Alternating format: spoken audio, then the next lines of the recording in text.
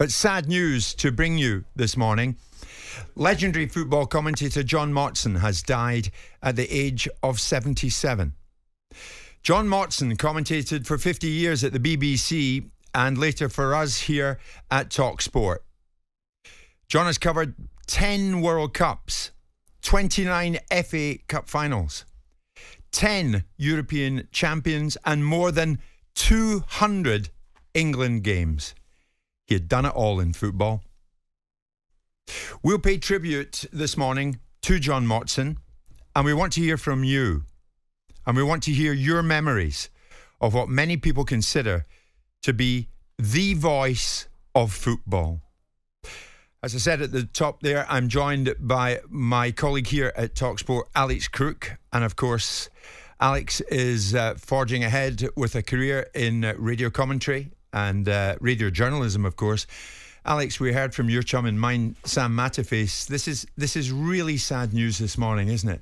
Yeah, absolutely. It's a massive blow for football. I think you said it there, that the voice of football. I think he was the original voice of football in many ways, the sound of my childhood at a time when there weren't so many live games on television. When there were, John Motson always seemed to be narrating them. And when I was playing Sabutio in my back room on my own, practicing commentary, I think John Motson was the man I was trying to emulate. I'm sure he was.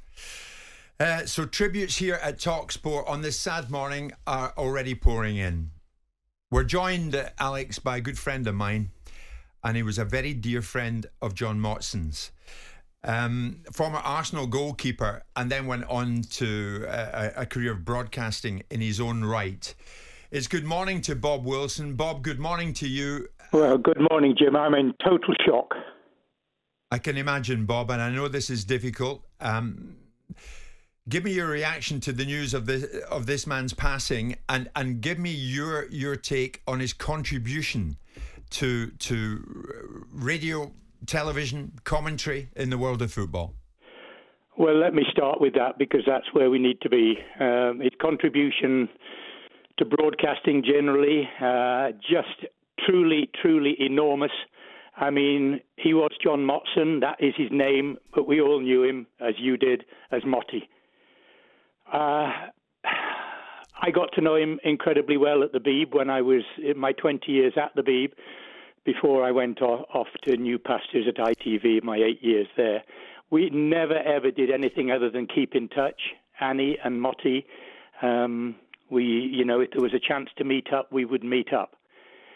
As a guy, a general guy, I mean, I thought he was quite a shy character in many respects, and it was only, I think, through his broadcasting that the confidence grew in him as a personality. But as for his commentary, if you look right back across the Kenneth Wilson homes of the David Coleman, yes, David Coleman, yeah. I mean, Motty, everybody knows Motty is just absolutely up there with the very best. Barry Davis, I'm thinking of, so many of Brian Moore, who became such a friend for me and a supporter of me when I was at ITV.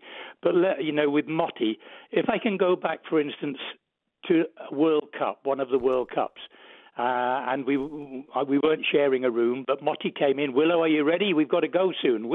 And he was always anxious to go because he was so incredibly professional in every respect, right from the word go. And Motty, I'll be ready in a second. No, we've got to go, Willow. Come on, we've got to go now.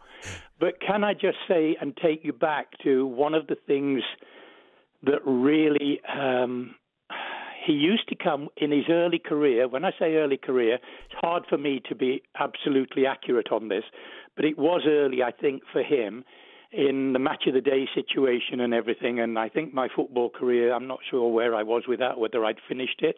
I don't think probably I had, because I did do quite a lot of television work when I was still a professional on the books at Arsenal.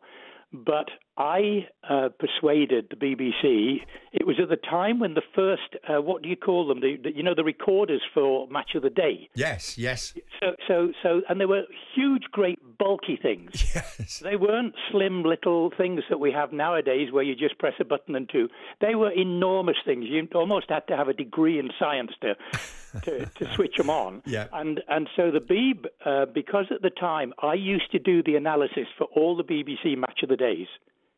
And I used to, in other words, came on, and then the first game, let's just say Arsenal-Tottenham, and then it would be, I would zero it on kickoff.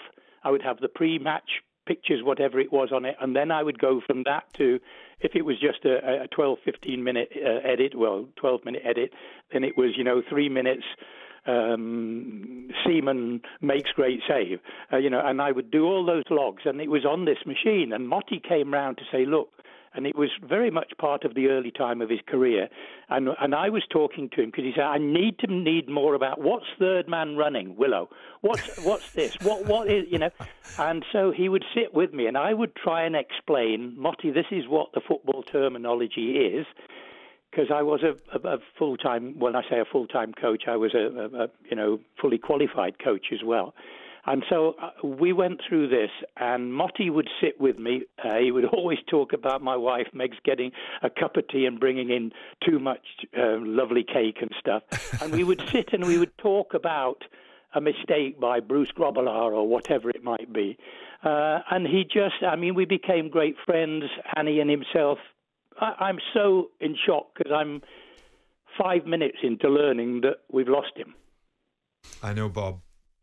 Bob, when he came in here to talk sport, I was just mentioning this to my colleague who's with me this morning, Alex Crook. People were genuinely amazed at how friendly John Motson was, not just to me, but to everybody here at talk sport. He would say hello to the cleaning ladies. He would say hello to the two fellas in security and stand and chat with them. And this is a busy building, Bob, the news building right beside the Shard in central London. He was happy to give every one of his time. He was so genuinely kind. And do you know, Jim, why that is? He had no ego. Okay, we all have egos to a degree.